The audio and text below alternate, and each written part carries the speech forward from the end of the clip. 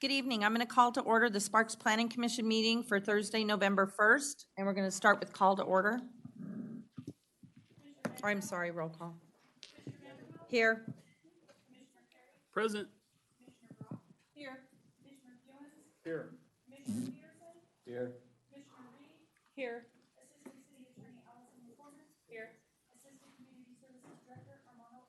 Here. Okay, and before we go on to public comment, have a couple of announcements.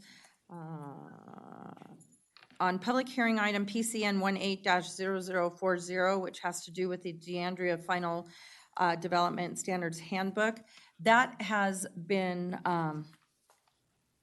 withdrawn by the applicant. But if you are still here to speak about it, we will open the public hearing and you're able to speak. Then, Madam Chair, yes. to be clear, it's not a public hearing, but they can speak I'm during sorry. the public I comment period. apologize. Yeah, it's not a public hearing, but you can talk during public comment regarding that agenda item. And then there was another item that has not appeared on our agenda, but orange cards were sent out regarding a conditional use permit. If you're here to speak about that during public comment, you may. And then, Mr. Ornelas. And then, Madam Chair, we passed out to the Planning Commission a petition from a Mr. Brian Johnson that was previously provided to the Sparks City Council. The petition asks the City Council to please install lighting and warning flashers at the crossroads on Bering Boulevard across from Reed High School. So you have a copy of that petition in front of you, and Mr. Johnson had asked that we share it with you and addressing it now under public comment on his behalf. Great, thank you. So when we go to do approval of the agenda, if it can please be done with the withdrawn of item number 8. So I'll take a motion on the approval of the agenda. Public comment first. I'm sorry, trying to move everything along. Public comment. So I have, and I apologize if I butcher your last name. First name is Brett. Okay, if you can please come up if you'd like to speak and state your name and your address. Well, I'm not sure I want to speak because I think that it was, this Where? Go ahead and go up here. Where am I going? Nope, right here and sit down, right there. Thank you. Brent Stoochman, and I'm 950 Premio Way, Sparks, Nevada. So, I got sent a notice that they were gonna put some more antennas on the buildings there across from my house, and I'm pretty close to it. And I didn't think there was anything wrong with those antennas, but after further studying, it seems like that if you're within 300 or 400 meters, there's ample studies out there to show that there's quite significant health risks to living close to that, especially if you're there for a long time and it builds up over time. It's accumulative and it's a multiplier. So if they're gonna put more antennas up there, I think that they should do an environmental study on it. Because the FCC has pushed the regulations of that to the Environmental Protection Agency. And they say that if you're within a scope of influence on something like that, I believe that we're entitled to a environmental impact study. So, and I know I've only got 3 minutes, but I got numerous studies I could go through if you guys want. I don't know if you want or not. You want to hear some of them? Okay. So let's see, this is just the first thing. The Bioinitiative study of 2012, 29 authors, 10 countries, 10 doctors, 21 PhDs. They're the ones that started saying that maybe the low-intensity electromagnetic radiation does have, in close, has quite a bit of biological damage. Then we go on, Kuran Hardell, Occupational Environment, 2010. 4 studies from Germany showed altered neurological behavior effects near cell towers. 3 studies showed increased cancer incidence. Effects occurred within 500 meters from cell towers. Here's another study. Edgar Al influences the being of physical near to a cell phone tower transmission mast on incidence of cancer, 2004. The proportion of newly developed cancer cases is significantly higher among patients who lived within 400 meters of cell phone transmitter. It seems to me like it builds up after 5 years, it's like 2.5 times as much. After 10 years, you're up to like 3.5 times as much. That's just on the cancer. There's a lot of other neurological problems, melatonin, serotonin, and things that it affects quite drastically when you live within close proximity. They didn't think that the radio waves that were non-thermal did anything, but now there's a lot of studies coming out that says they are. They're significantly lacking in America here for some reason. It's a $15 billion industry. I'm not sure why there's not more information on it. Here's another one, March 2007, Abel Ressen, neurological behavior effects among inhabitants around mobile phone base stations. Let's see what it says about them. Neuropsychiatric problems, headaches, memory changes, dizziness, tremors, depressive symptoms, sleep disturbances come up in a lot of the studies. And that's what throws off the melatonin and the serotonin. That's my 3 minutes. Thank you. So maybe I can get some more people together and come back and do another presentation sometime, or is there anything we can do? Can we get an environmental study going on that up there? Or? What I recommend is that, Mr. Ornelas, Why don't you contact me or one of the planners, and then we can have Okay. a conversation about what we are and are not allowed to consider under federal law in terms of telecommunications facilities. Okay. I also, am I allowed to see the electrical engineering, the stamped electrical engineering permits on those, each of those improvements? Madam Chair, do you want me to address that go, question? please, thank you. The application can be obtained through a public records request. Okay. So that would be through our city clerk's website. Okay, thank you. Okay, thank you. Thank you guys for your time. Thank you. Comment on, okay. If there's anybody here that would like to do public comment regarding PCN 18-0040, please do it during this public comment. Correct. I have 2 requests. You have 2? Okay. Let's go ahead and we'll take care of these. Thank you.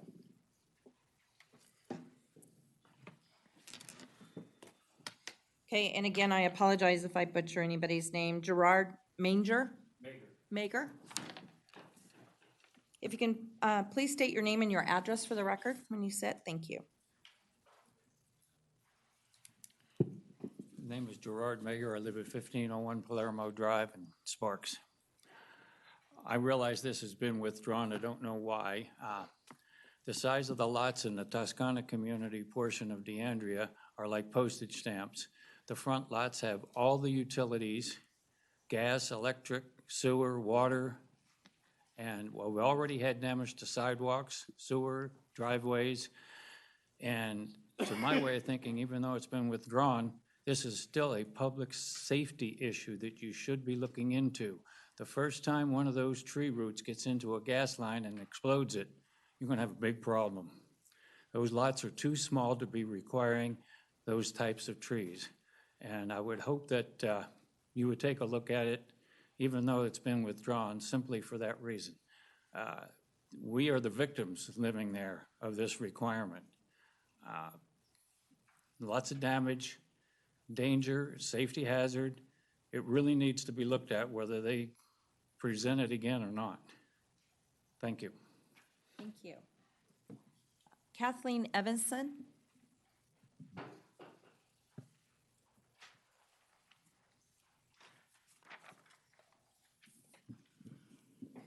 My name is Kathleen Evenson, and I live at 2265 Calabria.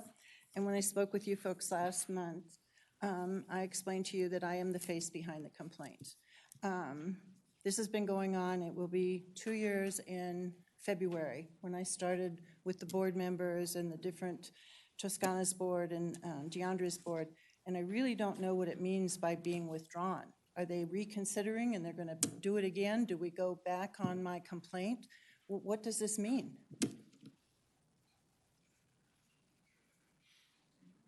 I'm going to have legal address that for you.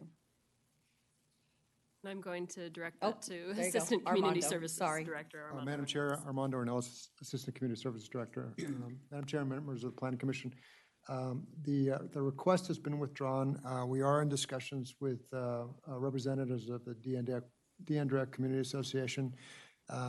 They understood, I think, staff's objections to the amendment to remove the tree requirement, and they want to rework it. They didn't feel they had sufficient time between when last meeting and this meeting to craft that new language and take it through their board. So their intention, as communicated to us, is that they want to revise what was submitted and then resubmit. So. Okay, well, and I appreciate that, but I'm here to tell you that they have had ample time and huge amounts of continuances from the city of Spark each time.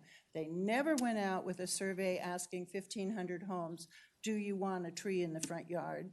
Yet we got a blast when they wanted us to come to the city council meeting about the golf course. So, you know, I'm a little frustrated because my safety has been threatened because I'm the person that put this complaint in, and I'd really appreciate it if the city would get some closure on this. Thank you.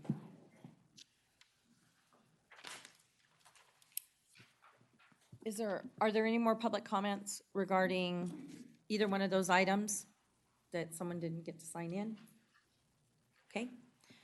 Next, I'll take approval of the agenda, please. Madam Chairman, Yes. I'd like to Commissioner make Peterson. approval of the agenda stating the removal of PCN 18-0040 and the addition of that other announcement that you had. No, No, I there's thought no you- addition, just. There was no this- additions? Nope, Okay. just a I'll subtraction. make a move for approval on that basis that we recognize the withdrawal of PC 18-0040. Thank you. Second. Okay, I have a first and a second. All in favor? Aye. Okay, thank you. Next, we'll move along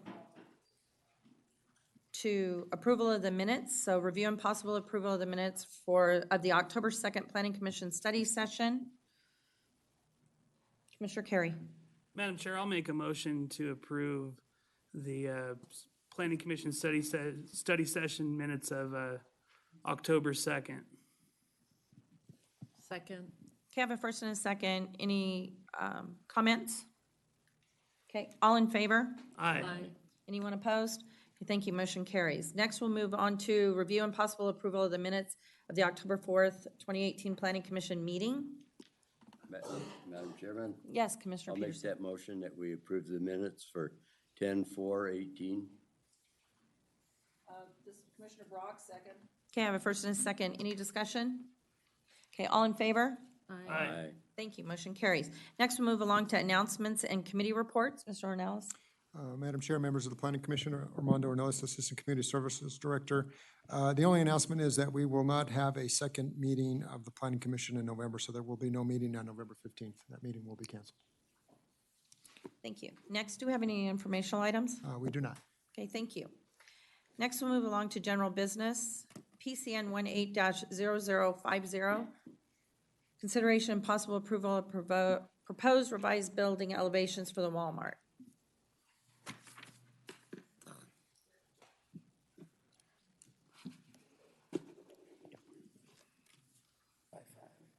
Do we need this? Hold on. Marilee, can you help me with the password?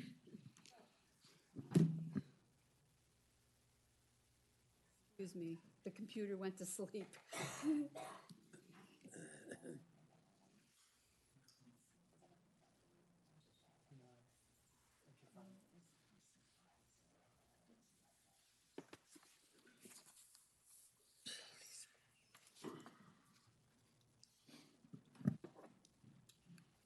Good evening, I'm Karen Melby, Development Service Manager. We're waiting for the computer to wake up now, sorry.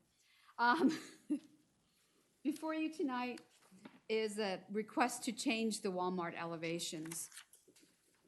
Oh, it closed it.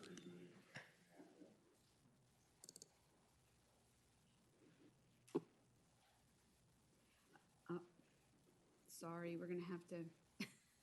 No worries. Oh, okay, yeah. Okay. We're cooking with oil now. So this is a request to change the Walmart elevations. The Walmart is located at 5056 Pyramid Way.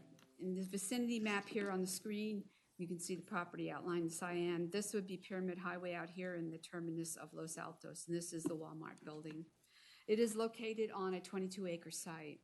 Walmart submitted an administrative review request to allow them to change the building architectural elevations for the four sides of their existing store. The site plan review for the construction of the Walmart was approved in June 2004 with the condition number 4 for SR 040012 required the compliance with the conditions of approval for the special use permit, which there was a special use permit for this entire 34-acre property, and included the construction of the Kohl's, which is where I have the Cross building. The condition 20 on that special use permit required that the architecture for the balance of the shopping center shall be compatible with the quality, materials, texture, color, and design as the Kohl's department store, subject to the approval of the Planning Commission as a general business item. To fulfill this condition 20 of the special use permit, the revised elevations must be reviewed and approved by the Planning Commission. That's what we're doing today. If the Planning Commission does not approve these proposed elevations, then for Walmart, then the administrative review cannot be approved that they submitted in September. The current building is constructed of masonry block. This is a photograph of the existing building. Masonry block with horizontal banding in the block pattern, with variations added to the front facade and side elevations through changes in planes, materials, and colors. The current color scheme is a mix of gray, tan, and brown. The existing architecture gives the building the appearance of articulation, in part by varying the colors to distinguish the building's various materials and elements, as shown in this photograph here. In 2004, the Planning Commission found that the existing Walmart architecture was compatible with the Kohl's. This is the elevations that were for the Kohl's, and this is a photograph of the building as constructed today. The requested color scheme for Walmart represents an adopted new color scheme for its stores. Exhibits 6A and 6B, which is the 6A, proposes a color scheme that maintains the uses of the gray, brown, and tan while refreshing the elevations with darker shades of brown and gray. The proposed elevations maintain the horizontal banding in the masonry block. For these reasons, staff believes the proposed color scheme is compatible with the Kohl's Building color scheme and recommends that the Planning Commission approve the new elevations. I'd like to let you know that Joyce with the architectural firm for Walmart is also in the audience if you have particular questions for her. She is available. Thank you. Concludes my presentation. Thank you. Any of the commissioners have any questions? Commissioner Carey? Thank you, Madam Chair. Question for staff. In your opinion, the use of the knockout orange for the pickup area for online and the medium Walmart blue around the Walmart site, is that compatible with the existing Kohl's store? I think they're just accent colors to the building, so I don't see that would make them incompatible with the Kohl's. Thank you. Anyone else have any questions? Okay, I'll entertain a motion. Madam Chair, I'll make a motion. Okay, Commissioner Reed? I move to approve the revised Walmart building elevations associated with PCN 18-0055. I'll second it. Thank you. I have a first and a second. Any further comment? Commissioner Carey? Thank you, Madam Chair. Appreciate staff bringing this item before the commission. It's a little different than what we normally get.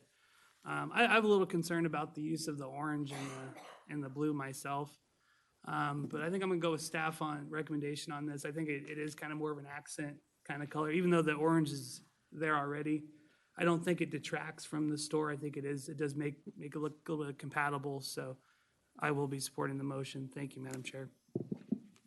Thank you. With that, all in favor? Aye. Anyone opposed? Okay, thank you. Motion carries.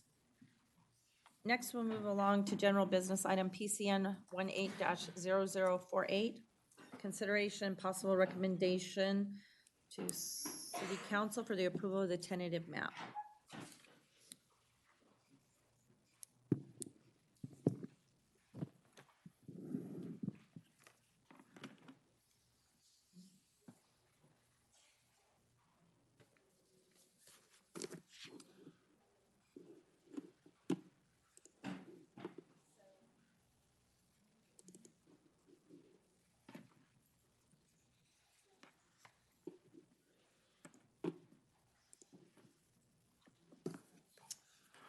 Chairman Vanderwell, members of the Planning Commission. I am Ian Crittenden, Senior Planner. This is a request for approval of a tentative map for a 69-lot, 69-unit multifamily residential townhome subdivision on a site that's 7.72 acres in size and is located at 2255 Los Altos Parkway. You can see here the site is highlighted in cyan. It's this slightly triangular piece that abuts Los Altos at the roundabout here at Los Altos and Vista Heights Drive. And this site is in the Vistas plan development. The site is located, the site is located in the Vistas plan development, and the Vistas plan development handbook was approved in 1988 by special use permit SP 19-87-1. The site was rezoned to MF2 PUD, which is multifamily in the Vistas plan development in July of 2018, in accordance with the development procedures outlined in the Vistas plan development handbook. Rezoning of the property was approved in conjunction with a development agreement. Excuse me. The development agreement limits the number of units in the site to a maximum of 75. In addition, pursuant to the project description in the development agreement, the units must be attached townhomes. The development agreement also addresses the infrastructure improvements the developer must construct, including some that are off-site. and requires the site and buildings be constructed in conformance with the multifamily design standards in the MF2 zoning district and the design standards of the Vistas Plan Development Handbook.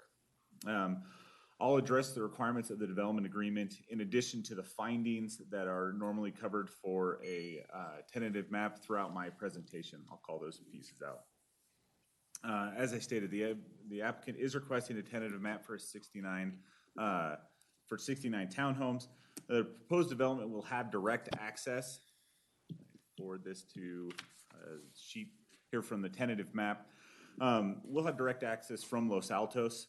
Los Altos Parkway was designed to accommodate the volume of traffic that will be generated by this development. The streets within the subdivision will be private, and the homeowner association will be created to maintain all streets and common areas.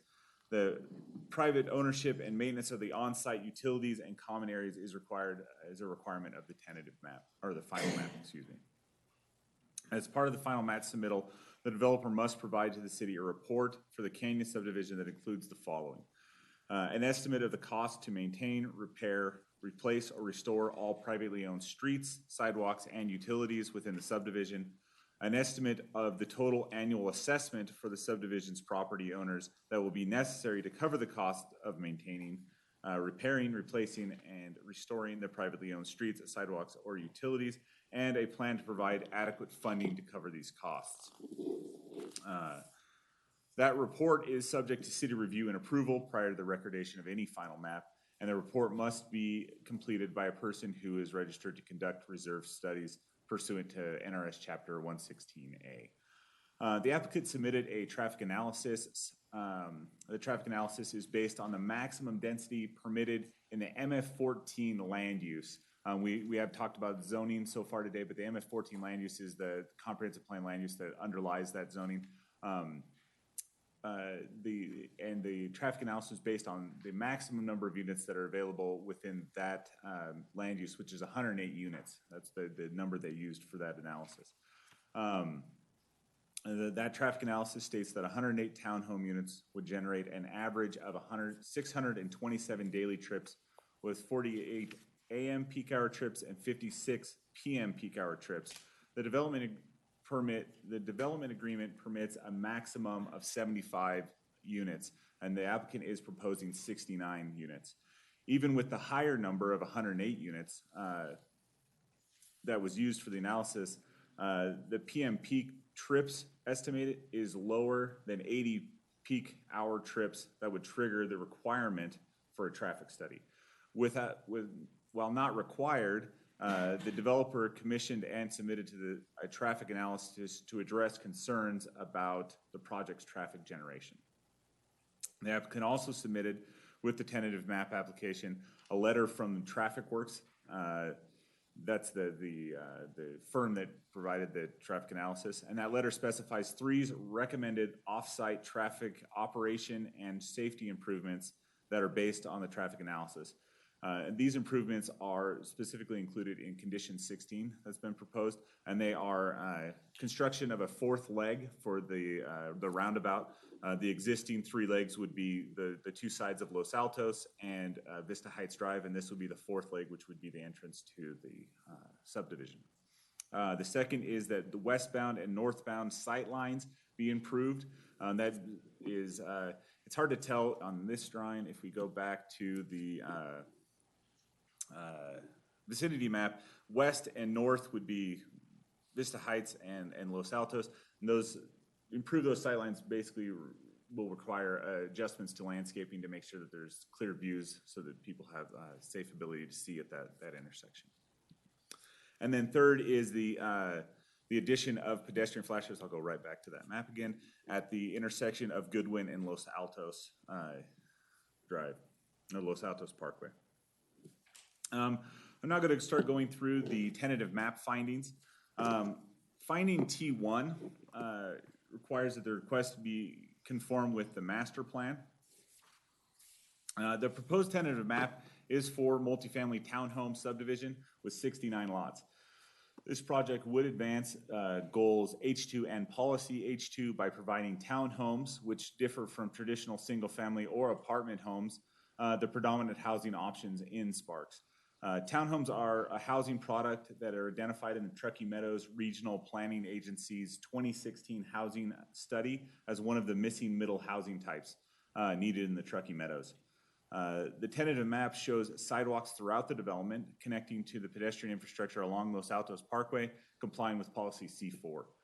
The infrastructure serving the site, including roads, water, and sanitary sewer facilities, was designated to support multifamily development on this site, and the city sewer model shows sufficient capacity to serve the 69 proposed townhomes, complying with policy CF1.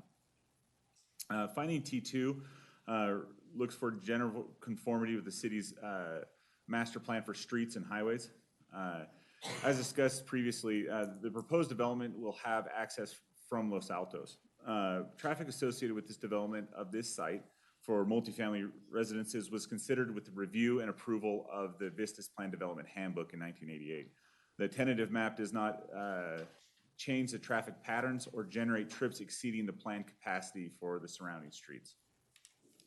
Finding T3 looks at environmental health laws and regulations concerning water, air pollution, disposal of solid waste, and facilities to supply water and community public sewage disposal. The application was distributed to agencies that provide basic services and administer environmental and health laws. Washoe County School District and the Regional Transportation Commission have provided comments. And the developer will also have to comply with the requirements of outside agencies with regulatory authority over tentative maps and final maps prior to the recordation of a final map. Finding T4 requires that the availability of water, which meets applicable health standards and in sufficient quantity for the reasonable foreseeable needs of the subdivision be considered. The developer has estimated the domestic water requirement for this proposed development at 18.11 acre feet per year, and the water rights needed to serve the project must be in place or will be dedicated with the final map. Finding T5 addresses the availability and accessibility of utilities being considered. The developer has estimated that sewerage flows for the development will be 8,970 gallons per day. The city sewer model shows sufficient capacity to serve the 69 proposed townhomes, but the applicant will be required to provide evidence that there is adequate sewer capacity to serve the project prior to the recordation of the final map. The stormwater and drainage plans for the development must be reviewed and approved by the city and engineer prior to the recordation of a final map for the project. Finding T6 is regarding the availability and accessibility of public services such as schools, police protection, transportation, recreation, and parks. This area is currently zoned for Beasley Elementary School, Mendive Middle School, and Reed High School. The letter from Washoe County School District estimates the proposed development will add 3 students to Beasley Elementary, 1 to Mendive Middle School, and 1 to Reed High School. Police protection will be provided by the Sparks Police Department. Addressing transportation concerns, comments received from the Regional Transportation Commission recommended that the recommendations of the traffic study be conditions of approval. That's included in condition 16. And the city's transportation manager has reviewed the project and determined that the proposed road network conforms to the approved Vistas Plan Development Handbook and is designed to handle the traffic generated by this project. Fire and emergency medical response will be provided by the Sparks Fire Department and REMSA. The project site is located within the 6-minute response time for the Sparks Fire Department. And then utilities will be provided by NV Energy, both electrical and natural gas. Finding T7 it requires that the proposed subdivision requires we look at the effect of the proposed subdivision on existing public streets and the need for new streets or highways to serve the subdivision. As a traffic analysis anticipates that this project will generate less than 627 average daily trips with an AM peak of less than 48 trips and PM peak hour trips of less than 56 trips. The proposed project will have access from Los Altos Parkway, which was designed to accommodate multifamily development on the site. The traffic analysis concludes that project-generated traffic volumes are not expected to degrade operations of Los Altos Parkway to unacceptable levels or create any significant traffic impacts. The city's transportation manager concurs with these conclusions. The project's internal streets will be owned and maintained by the HOA. Finding T8 looks at the physical characteristics of the land, such as floodplain slope and soil. The site is in a FEMA Zone X, which is outside the 100-year floodplain. And then slope for the site, I'm going to go to the slope map. This is the slope analysis map. So the slopes on the site do trigger the application of the slopes, hills, and ridges requirements of the Sparks Municipal Code. That's section 20.04.011. The maximum allowed disturbed area based on the applicant's slope analysis is 6.69 acres. And the applicant is proposing to disturb 6.64 acres, leaving 1.08 acres undisturbed. This degree of disturbance complies with section 20.04.011 of the Sparks Municipal Code. And the site does not contain any protected hilltops or ridge lines. And then finally for finding T8, we talk about soils. A final geotechnical report will be required prior to the issuance of any building permits, and any recommendations of that report shall be incorporated into the design of the building permits. Finding T9 requires that recommendations and comments of those entities reviewing the tentative map be considered. As I mentioned previously, we received comments from Washoe County Schools and Regional Transportation Commission. Those comments have been addressed already. Finding T10, the availability and accessibility of fire protection. This fire protection will be provided by the Sparks Fire Department, and this site is within the 6-minute response time. Finding T11 is that other identified impacts be addressed. Those identified impacts were that the development agreement requirements be met. And this project is subject to all limitations and requirements of the development agreement. I will go through those quickly. Specifically what those requirements are. One is the limited number of units. 75 units is the maximum number per the development agreement. The applicant is proposing 69 units. The second one is the permitted unit types. That's specifically limited to attached townhomes by the development agreement. They also are limited to a maximum of 10 dwelling units per acre. At 7.72 acres and 69 units, that's a density of 8.9 units per acre, so they're underneath that maximum density. And then also was a minimum reservation of open space of 1.54 acres, which takes us to the next addressed identified impact, which is landscaping. As I stated, the development agreement does require a minimum of 1.54 acres of open space. That is equivalent to 20% of the site.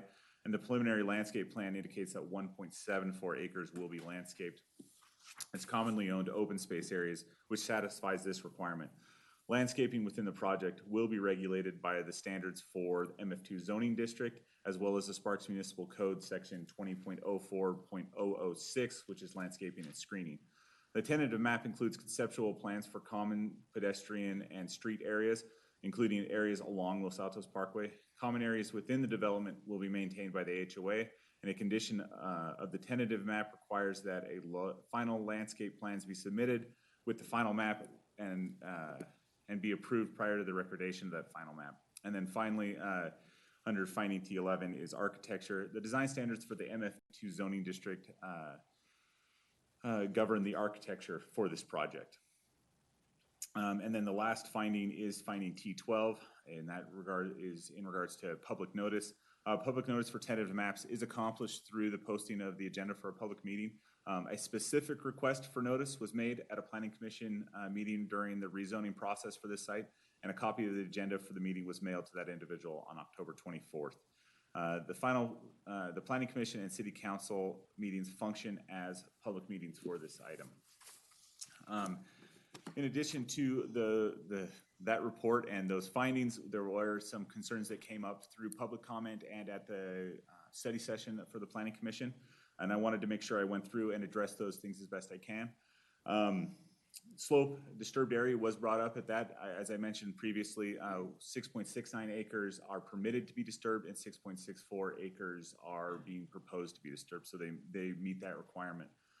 There was a specific question about the separation distance between the nearest townhome parcel, because this is actually the parcel line that's being proposed. That's not necessarily the entire building envelope for that, or not necessarily the corner of that envelope is, or that corner of that parcel is not necessarily the corner of the building, but that's what we have right now.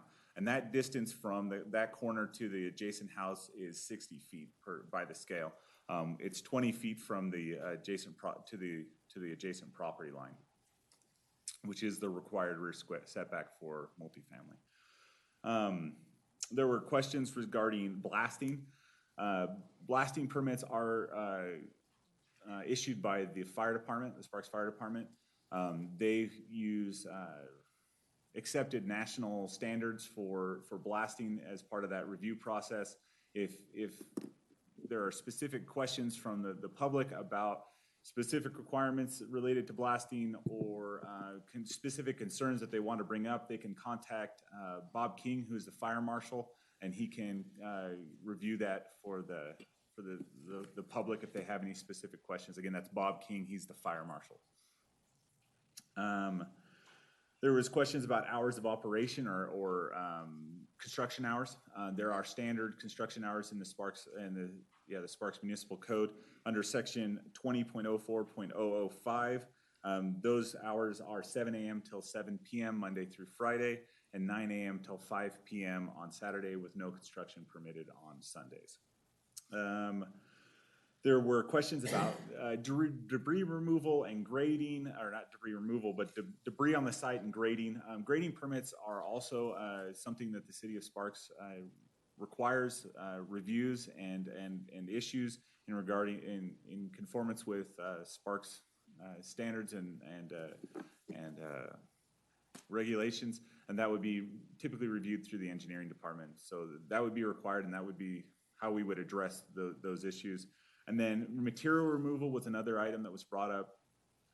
Material removal from the site will be addressed through an encroachment permit, sometimes called a curb cut permit, which is kind of the envelope that covers a lot of this. It'll address any sort of damages to adjacent street networks and so forth as part of the removal or bringing in of fill or heavy equipment during the construction process. And then a lot of the comments that we received as public comment to this item had to do with parking. Just to address parking as best I can at this time is this site is now zoned MF2 as multifamily in the city of Sparks. Our minimum parking requirement is 1 space per unit. The applicant is proposing 2 spaces per unit at 138 spaces plus 27 parking spaces for guests. That exceeds both the city of Sparks parking standards, but also it's beyond the requirement from the ITE, which is the Institute of Transportation Engineers, what their average daily peak period parking demand is for townhomes in suburban locations, which is 1.46 vehicles per unit. That is the end of my presentation. Sparks staff is recommending, planning staff is recommending approval of this item. I am available for any questions, and the applicant's representative is here if you have any questions for her. Great, thank you. Does the applicant's representative want to speak?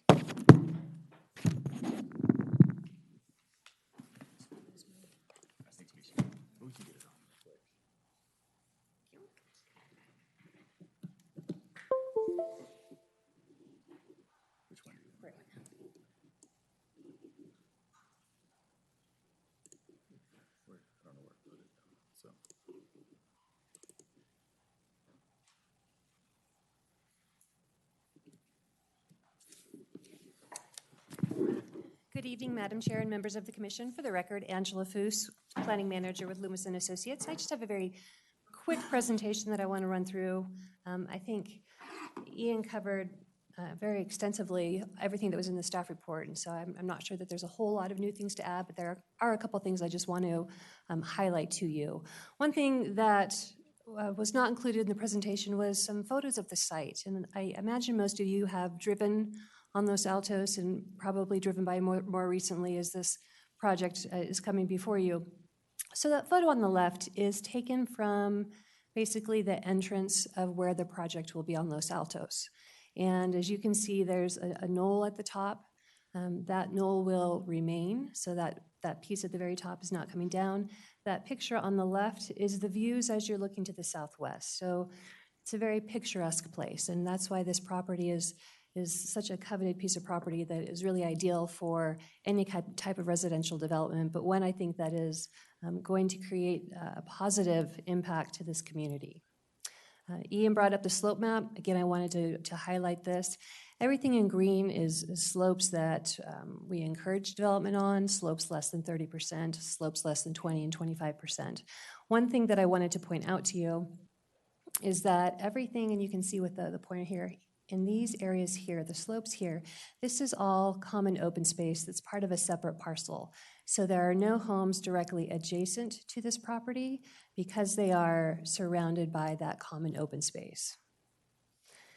Here's an image of the tentative map. As you can see, we have our primary access coming off that Los Altos roundabout, and then we have our emergency secondary access coming off of Dry Gulch Way. The site has been designed so that's more of a circular development pattern. So if you're coming in with a vehicle, you can go all the way around. The same place that you come in is the same place ultimately that you come out. The building pads themselves, or the lots themselves, are about 1,300 square feet in size, but these are designed to be two-story townhome units, and so that gives us the additional square footage. So looking on average, the townhomes will be about 1,600 square feet in size, and this is actually bigger than most of the single-family homes directly adjacent to the property. So again, it's very much compatible with the surrounding development. All of these units have been designed with two-car garages. That was one thing that was brought up during the public hearing process, so that is part of the design. And then as part of a multifamily zoning, you do have to provide some community amenities. So I just wanted to highlight a couple of those that are shown on the tentative map. They do have, again, the typical ones that you see would be a tot lot, a barbecue area.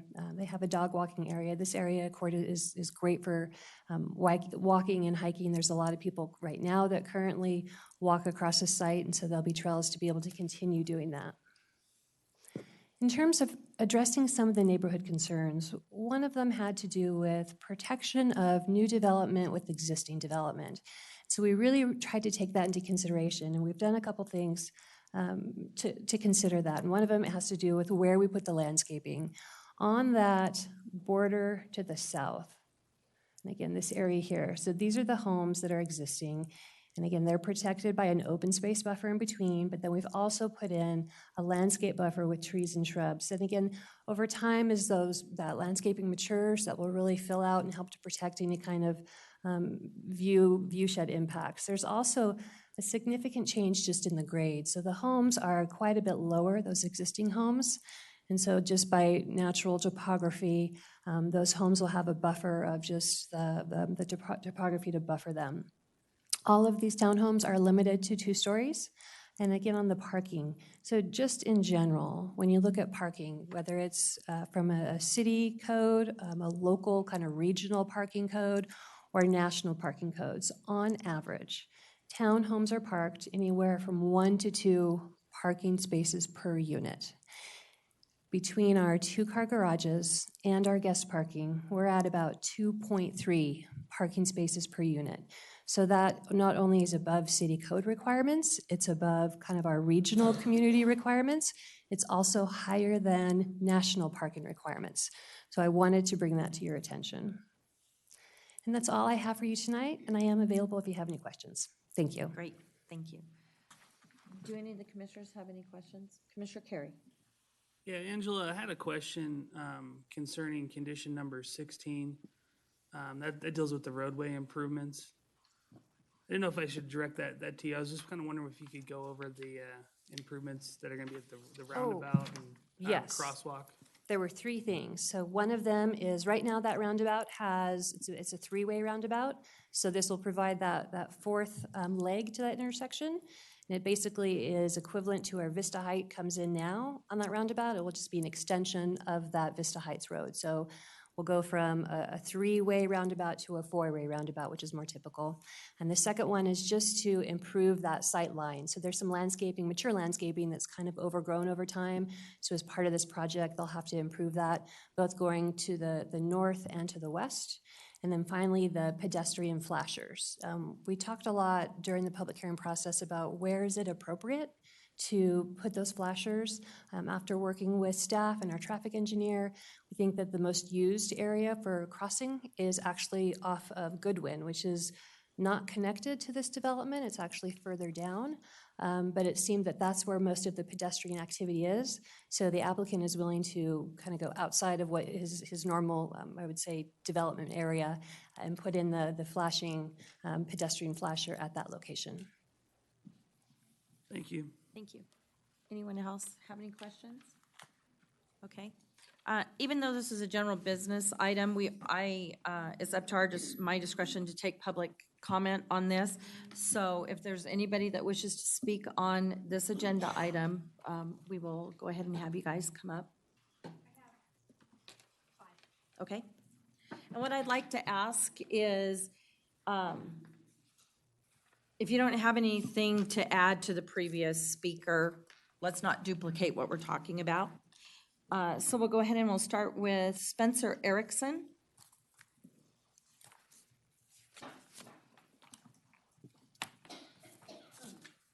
Thank you. Is it possible to use the camera? Sure is.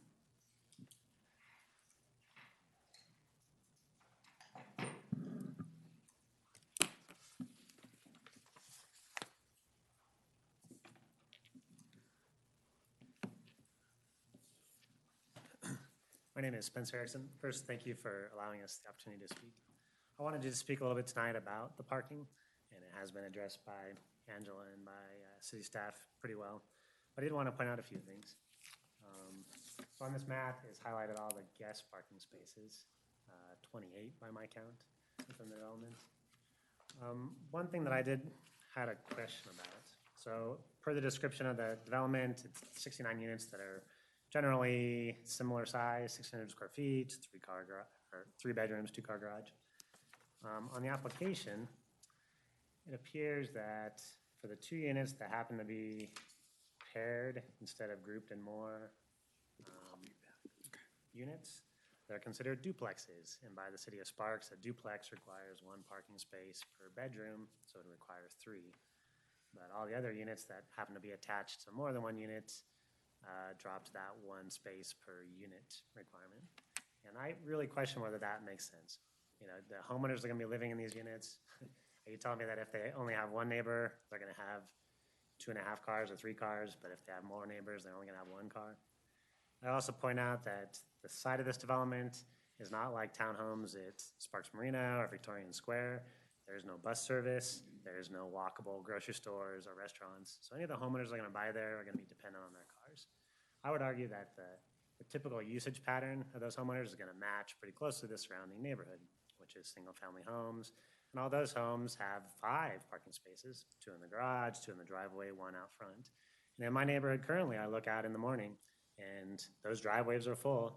There are cars parked on the street. And so if a similar homeowner is being targeted with a similar size house in the same location at a similar price point, I don't know how you can argue that these magical homeowners are gonna have less than 2 cars in that 3-bedroom house. And they're not gonna have visitors, and they're not gonna have a similar usage pattern to all the existing neighborhoods. And as a result, all that overflow parking is gonna spill into those surrounding neighborhoods. And that was one of the main concerns of the surrounding homeowners during this approval process. And I just want to make it clear to the commission that this is one of our major concerns. We don't want to be staring at strange cars out our kitchen windows and our living room windows because there's not enough parking within development to contain the number of cars that really I think we can anticipate are going to be there. And truly by the zoning, the applicant does have sufficient parking, even above the minimum, but by how this development is sited and the expected usage pattern, it's just not going to be sufficient.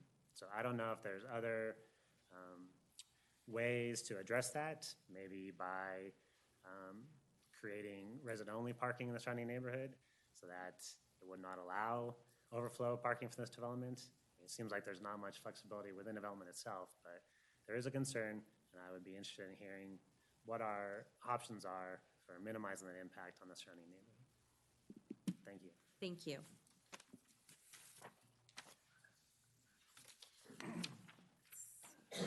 Next is Jody Erickson.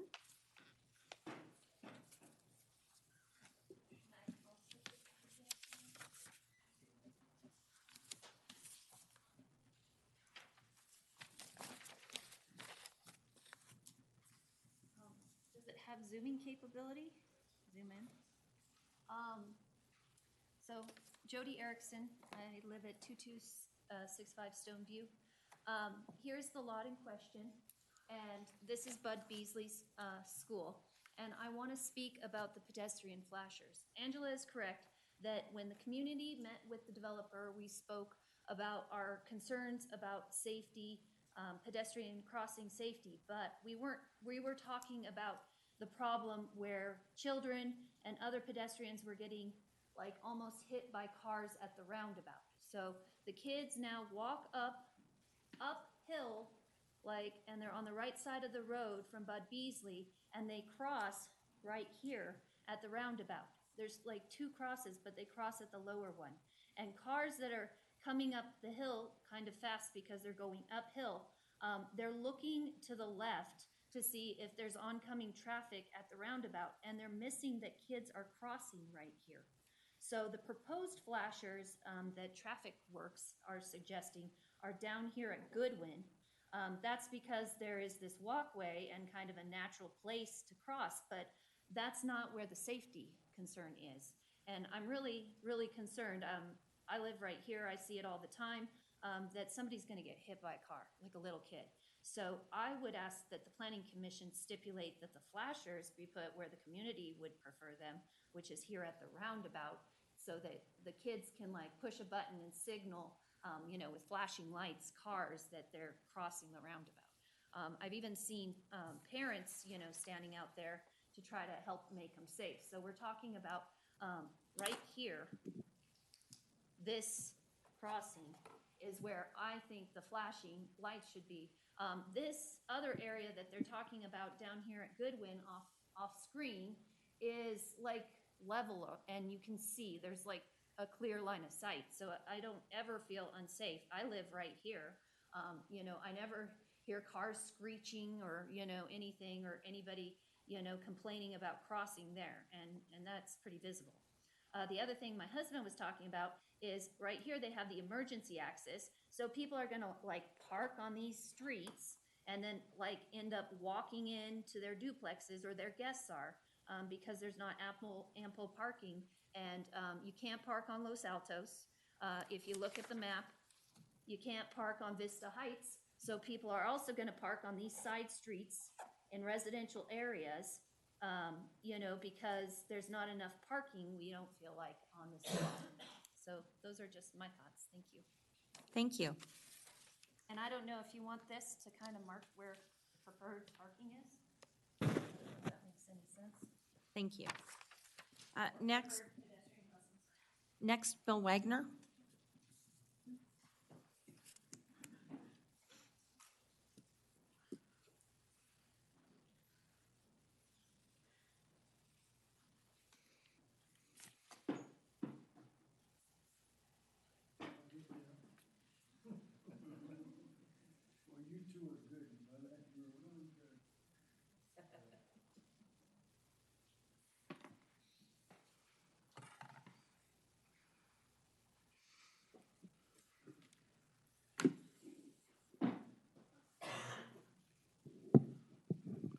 Madam Chairperson, Commission, for the record, my name is Bill Wagner, and I live in the Vistas. Subject Townhomes, PCN 18-0048 at 2255 Los Altos Parkway. I realize that the project will be passed by the commission as well as the city council. And I think the reasons is going to be taxes. You want the money, you need the money, or whatever. But I would like you to understand where I'm coming from personally.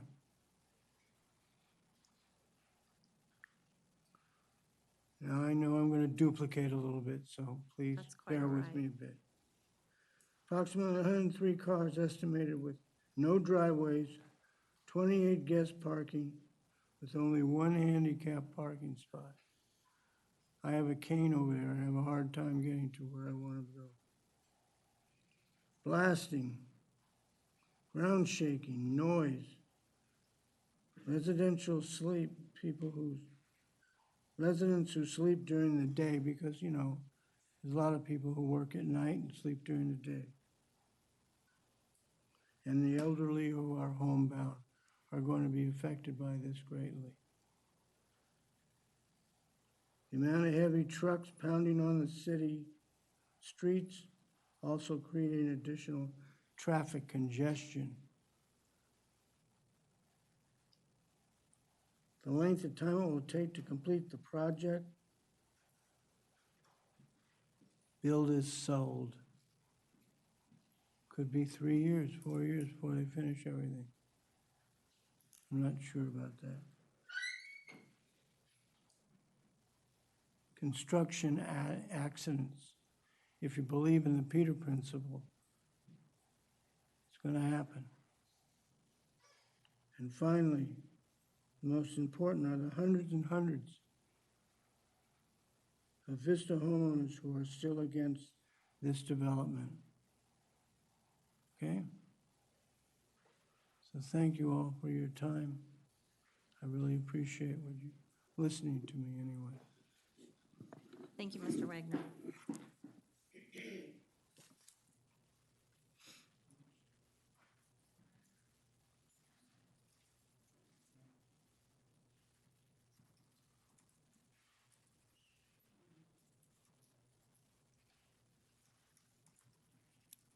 Next is Ron King.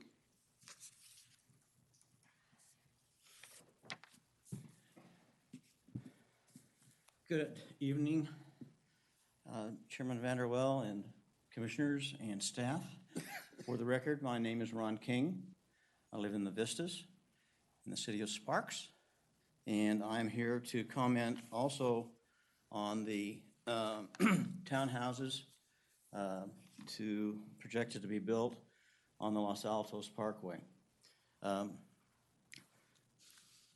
would like to compliment staff again, as I have done often, for their exemplary efforts in taking a 30-year document and legally processing that into a handbook and directions and conditions that meet today's standards.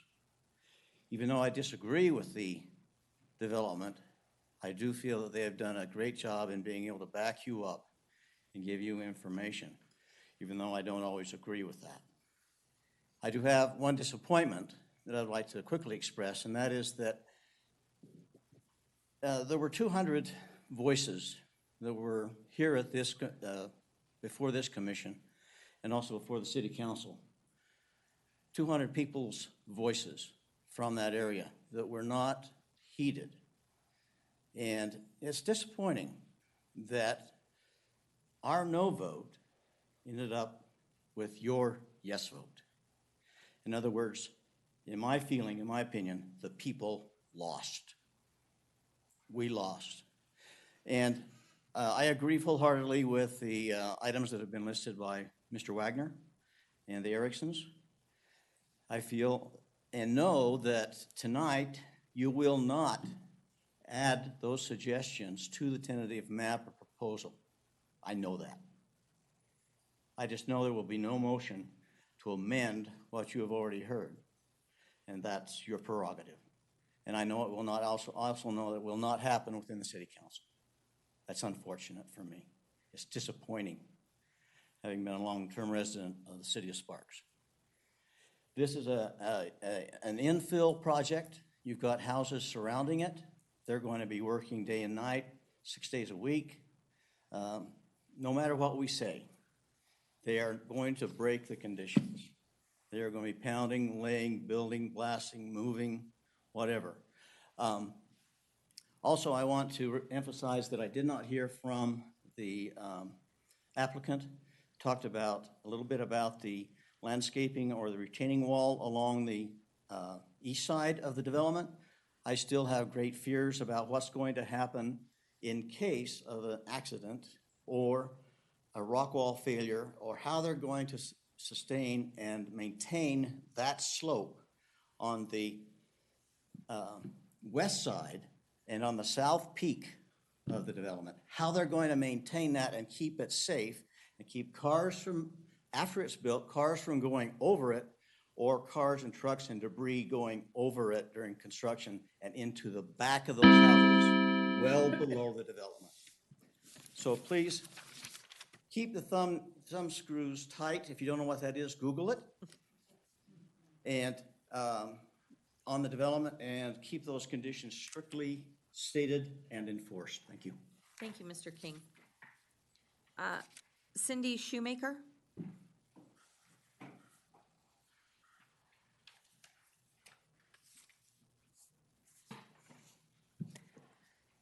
Hello, my name's Cindy Shoemaker. I live at 4946 Santa Barbara Avenue in the Vistas. I've never attended a planning commission meeting on this before. I have written emails before. Pretty much everything that I believe, my opinions have already been voiced. I agree that there's not enough parking spaces. I walk my dogs every morning. And yes, my husband and I have a clean garage, park our cars in it, but the majority of people do not. They have their garages full of things. So the parking is a really big one for me. I wish, and it's not gonna affect me. People aren't gonna park in front of my house to get to the townhomes, but it's just something that bothers me about the development. I know it's gonna happen, but if they can fix some things. The roundabout, I think there should be flashing lights at the roundabout. The young lady that just lost her life near the high school, why not have flashing lights at both places? I mean, let's protect the kids, let's protect people, let's protect dog walkers. I mean, you know, it's very important to me. The blasting, I'll contact Bob King, because my dogs are very sensitive to sound vibration, so I understand I need to contact him. I hope they send out notices ahead of time. And then the last thing is the traffic. I think their estimate is low. Like somebody pointed out that it's not like a walking community. We do rely on our cars unless we're walking our dogs or our kids to school. And Santa Barbara Avenue isn't a main thoroughfare, Los Altos, but it is definitely a thoroughfare. And we've only lived there a few years. We're newbies. We love Sparks. Thank you for having us. But our neighbors across the street and our next door neighbor is original homeowner, and they have told us how much traffic has increased. The people use that as a shortcut instead of going down to Vista, because there's just so much traffic everywhere. And it's just gonna be more and more traffic. But I appreciate your time and letting me voice my concerns. My main two are the flashing lights. I think they should have them at both locations. And parking, especially for the people that live near there, that are not in the development, but the parking in front of their homes is gonna affect them. It'd be nice if they could get a few more parking spaces. We have owned condo in the past, and we had a lot more parking spaces per unit, and they were smaller units. So, thank you. Thank you. Is there anybody else that wishes to speak on this? Okay, with that, do any commissioners have any questions? I have a question. Yeah, Commissioner Reed. Can Angela come back to the front? Thank you. Angela, can you address the comments about possibly moving the flashers to the roundabout? Yeah, the reason that the flashers at this location was selected had to do more with the current design of Los Altos in that roundabout. Speed limit on Los Altos is 35. Majority of traffic drives faster than 35. And so as you're coming up and you hit Goodwin, most people are traveling faster than 35. So it's a lot harder to slam on your brakes when you see people crossing. When you get to the roundabout, that roundabout acts as a natural traffic slowing down mechanism. So you hit the roundabout, you have to slow down because you're at the roundabout. So because cars are already slowed down as they're going around the roundabout, it kind of already provided that feature of, paying attention and slowing down. I think it will help, frankly, that some of this mature landscaping that's overgrown will be cut back. I think that's part of the problem with not seeing people or getting ready to cross, is that there's just a lot of overgrown landscaping.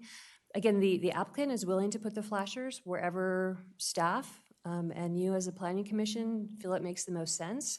Just based on the traffic engineer's recommendations, he felt that it made more sense at the Goodwin crosswalk than it did at the roundabout. So it wasn't based on anything financially or any of those reasons. It was just based on where do we need to slow down traffic? Which crosswalk serves more people and has problems with people slowing down? Because you are coming up 40, 45 miles an hour, all of a sudden you see people crossing, you have to slam on your brakes. Thank you. And can you also address going back to the parking and then the comments earlier about the reference to the duplex and the parking per bedroom and additional parking?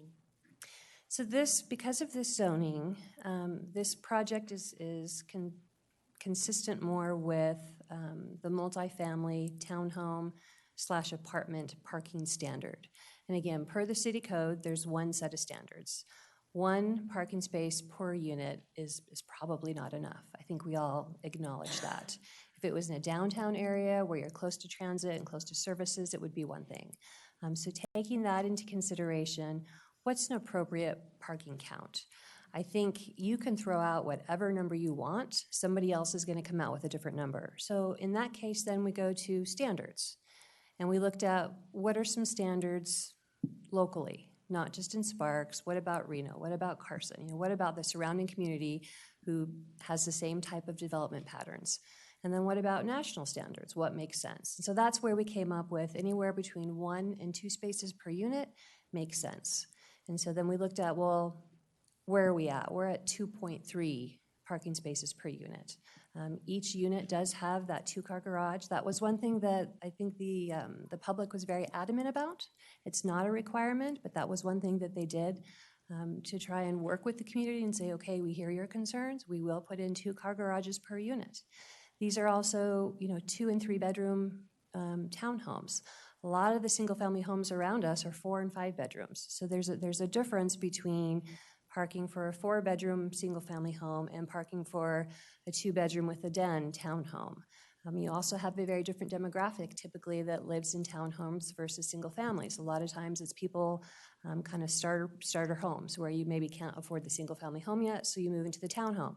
It's also the other end of the demographic where it's people that are retired, their kids are moved out, so they're looking to downsize because they don't want to take care of their yards. So when you take all those things into consideration, it really made more sense to say that, this 2.3 parking spaces per unit makes sense for this project and for this location. It was consistent with city codes, it was consistent with national parking standards, and that's, I think, why staff also felt comfortable with that number. Thank you for readdressing those concerns. Sure. Thank you. Any other questions from the commissioners? Commissioner Fewens. Commissioner Fewens, I have one for Ian. So Commissioner Fewens, Ian, there's some things in the past when we've come across the 30% slope. And on your one overhead that showed kind of the horseshoe, and you saw a lot of red pieces in the map. And it looks like on the horseshoe, it kind of goes right through that red spot there on the, I guess, as the red kind of funnels out there to the east. This area? Yeah, that area. The horseshoe kind of went right through that on the 30% greater. So what is the kind of the city's position? Because in past projects, we've used that as open space and haven't disturbed those slopes. So what do you look at when you see more than greater than 30% that's going to be disturbed? So the percent slope and the ability to disturb it isn't necessarily specific to that slope area. I know that can sound a little bit confusing, but when we look at a site, we look at it holistically and we say, what are your percent slopes for each category that are dictated by code? And then there's a certain amount of disturbed area that is allowed per slope area. And so what we do is when we look at that, we say, okay, how much of the area is in this slope category, how much is in this. And when you get to those higher slopes, you get lower and lower percentages. In fact, past a certain point, it's 0% that can be disturbed. But that doesn't necessarily mean that you can't disturb areas that have 30% or higher slope. It just means that you have to balance that out over the entirety of the site. Now, most of the time, people will avoid those slope areas because it's harder to deal with. But in this case, they are going to disturb some of the areas that have the higher slope, but as a balance, they don't disturb more of the site than is allowed per code. Thank you. One other question on, since this is located in even though it is MF2, but it is surrounded by single-family homes, just out of curiosity, what is the setback requirement on the MF2 versus SF6? Setback in which area? The frontage. On the front setback is typically the same, although the way that multifamily addresses front setback is a little bit different because you're looking at a site in that case versus individual lots. So as an analogy, these sites have their garages essentially with a drive apron, whereas you couldn't really do that in a single family neighborhood because of the way those streets and everything work. But because it's all private streeted and we're looking at it as a front, we would actually only look at the frontage along Los Altos for that 20-foot front setback. The other setbacks are, I believe it's 15 on the sides and 20 in the rear, but again, we'd be looking at that as a total site. Now, I don't believe there's any place except potentially along the north side here, kind of, I bet it'd be the west side. I need to go to my pictures, sorry, so that I get a better idea of where I'm at. Closed line, that's okay.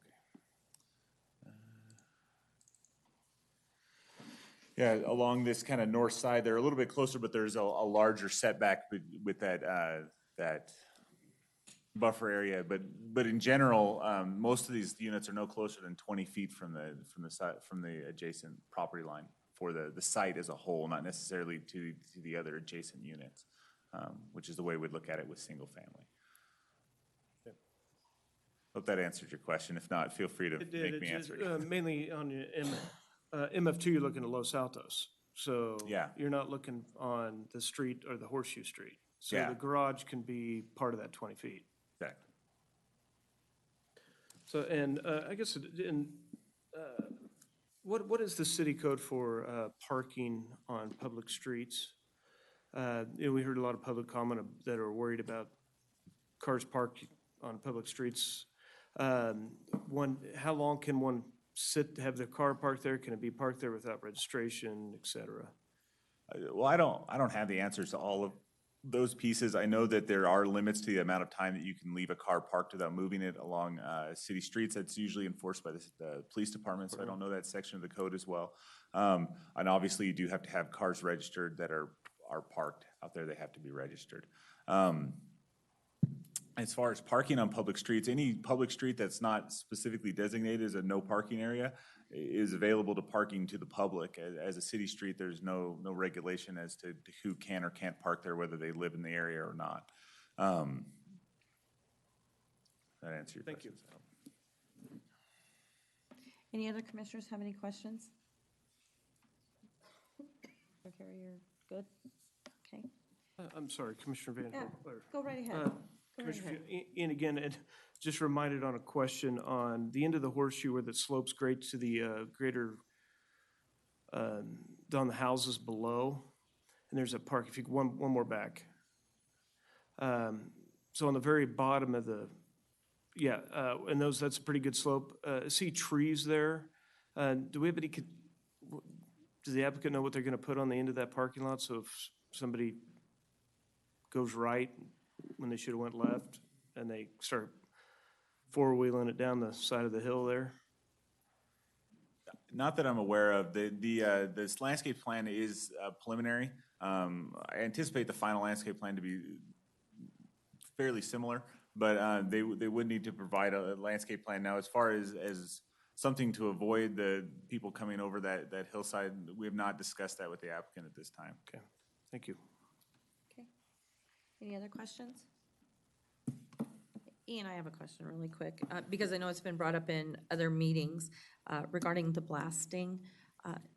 Now, the neighborhood, now is or is not the neighborhood notified when there is going to be blasting? I'm not aware of all of the requirements that come out of that blasting. Like I said, it is regulated by the fire department. In my discussions with the fire department regarding the blasting permit, input from the neighbors and concerns from the neighbors can influence all of the pieces that they're looking for, and that if there's concerns brought up, they can ask for more information from the applicant, and they can kind of go through some more stuff. So if there are additional concerns or questions from the people around, they definitely need to talk with Bob King and kind of voice their concerns, and he can tailor their application process and what he's looking for to the concerns from the neighborhood, obviously within reason, but yeah, that would be the best way to kind of address that from the neighbors' concerns about blasting. Okay, thank you. Any other questions? Comments?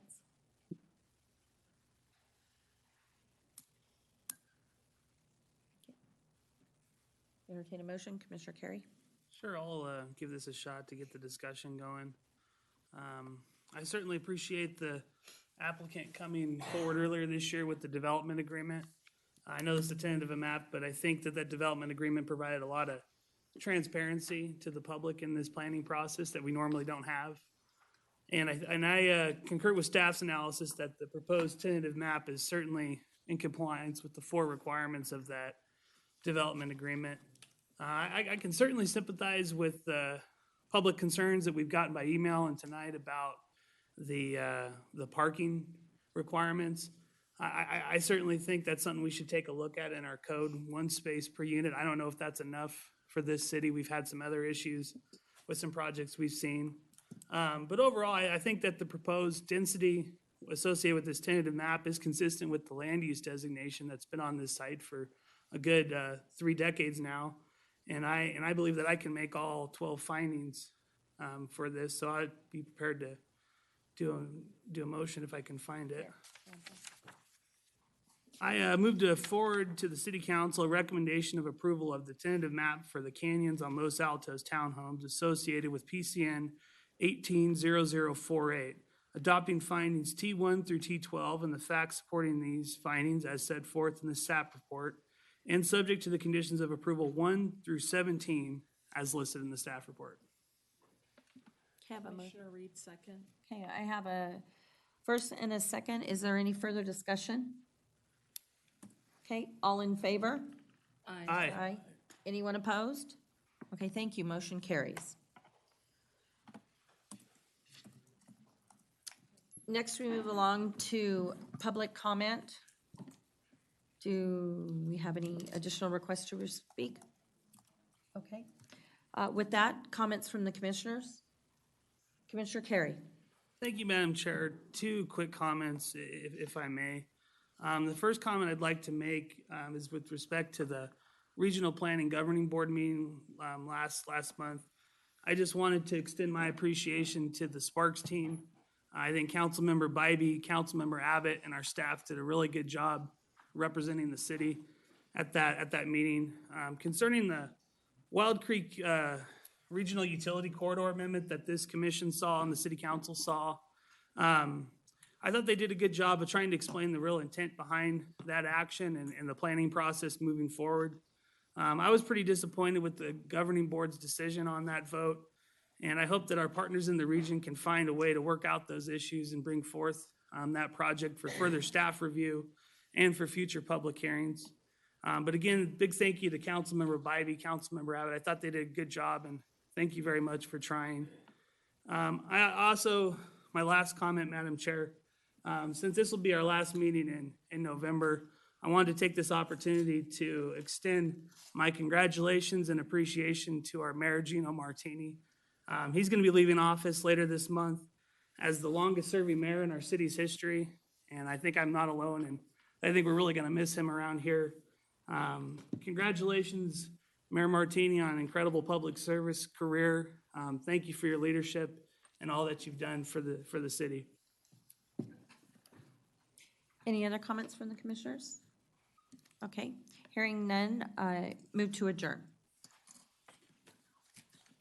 I'll move to adjourn, Madam Chair. Thank you. Can I get a second? Second, Okay, thank you. We're adjourned. be consistent.